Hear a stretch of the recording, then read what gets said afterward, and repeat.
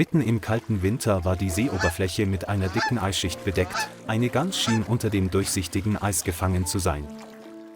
Es schwamm verzweifelt umher und suchte nach einer Lücke, durch die es auftauchen könnte, aber das Eis schien seine Lebensader abzuschneiden. Seine Atmung wurde allmählich schwächer und jeder Tritt wurde langsamer. Als er eine Gans bemerkte, die unter einer dicken Eisschicht kämpfte, wusste er, dass das arme Tier keine Überlebenschance hatte, wenn er nicht sofort handelte. Ohne eine Sekunde zu zögern bückte er sich, hob einen großen Felsbrocken auf und warf ihn mit aller Kraft auf das harte Eis, in der Hoffnung, es zu zerbrechen und so einen Fluchtweg zu schaffen.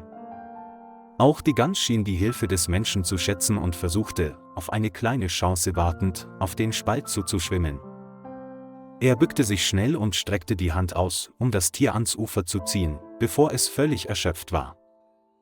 Als er merkte, dass es der Gans nicht gut ging, nahm er sie fest in die Arme und brachte sie zur Untersuchung in die Tierklinik. Mit Sorgfalt und Fachkenntnis entfernte der Arzt jedes einzelne Stück aus dem Körper der Gans und desinfizierte und verband gleichzeitig die Wunde. Nachdem es Wasser bekommen hatte, sich aufgewärmt hatte und eine Weile ruhte, begann es wieder zu fressen und war viel besserer Laune. Sobald es ihm besser ging, schrie er sofort ein paar Mal auf und verlangte eifrig nach Futter, als hätte er noch nie zuvor eine lebensbedrohliche Gefahr erlebt. Da der Mann die Gans ins Herz geschlossen hatte, beschloss er, sie mit nach Hause zu nehmen und aufzuziehen, zumindest bis sie stark genug war, um unabhängig zu sein. Innerhalb weniger Tage hatte sich die Gans vollständig erholt, doch statt sanfter Dankbarkeit zeigte sie nun ihre schelmische Seite.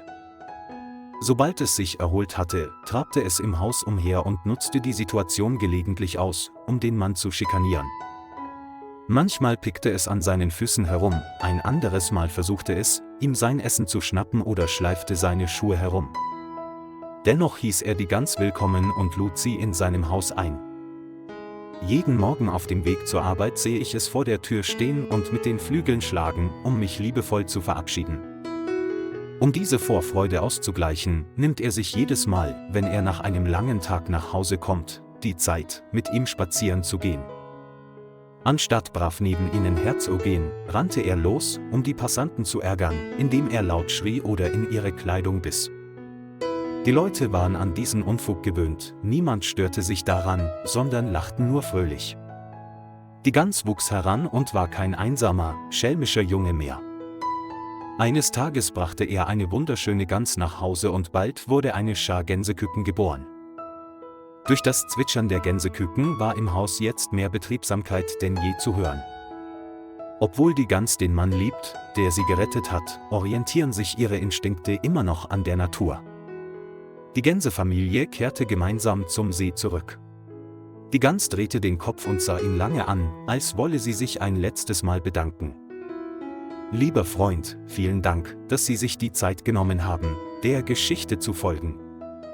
Vergessen Sie nicht, den Kanal zu liken und zu abonnieren, um uns zu unterstützen.